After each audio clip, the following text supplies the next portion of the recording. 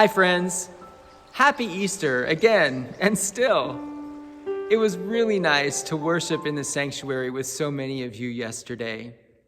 We are going to continue our in-person worship schedule of 8, 9, 10, and 11 o'clock Sunday mornings. We will live stream at 10 and 11. Reservations are available for 2 weeks ahead at a time. And you can make those reservations by going to our website, centenaryumc.com/reservations, or by calling 740-880-7397 and leaving a message on extension 2.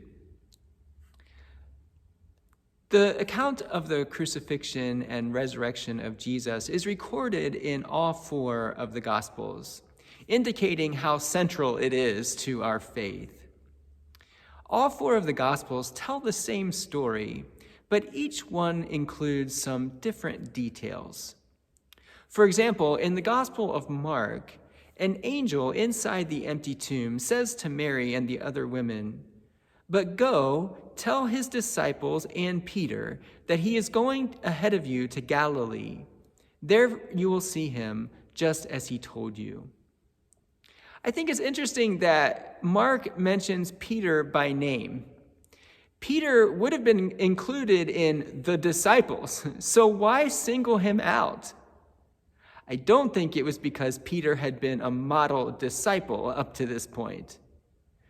Just a few days before, Jesus and the disciples had had their last meal together in the upper room, and Jesus told them that trouble was coming, and that they would all desert him, and that Peter would deny him. Peter protested, "Even though all become deserters, I will not. Even though I must die with you, I will not deny you." Yet, in the Garden of Gethsemane, Peter fled. And Peter did follow Jesus and the crowd at a distance into the high priest's courtyard. He wanted to keep his promise, but he was afraid. 3 times Peter denied knowing Jesus. And when the rooster crowed and the reality of his failure set in, Peter wept bitterly. He wept in grief over the fate of Jesus, and he wept in shame over the guilt of denying him. So when the angel says to the women, "Go to the disciples and Peter and tell them," I think the message to Peter is, "I know what you did, and I still love you. I know how you failed, and I still want you to be my disciple. I know your weakness, and I still want to build my church on your witness." That detail did not have to be included in the gospel. Peter was already dead when the gospel was written, so the detail wasn't really included for him at all. I think it was included for us. It was written for you and for me and for all who at some point have or will deny Jesus.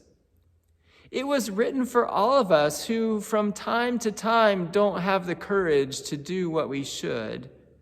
For all of us who sometimes turn away from the dangerous task of confronting injustice. For all of us who sometimes tend towards self-preservation rather than self-sacrifice. It was written for all of us who fall short. I think that detail is intended to be a word of grace for all of us. Jesus knows the real us, with all of our failures and inconsistencies, and he still loves us. Jesus knows the real us, with all of our prejudices and hypocrisies, and still calls us to be his disciples.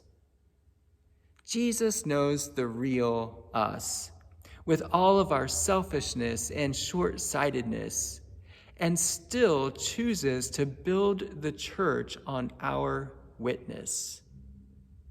That's good news if I've ever heard any. Thanks for listening. I'll see you again tomorrow.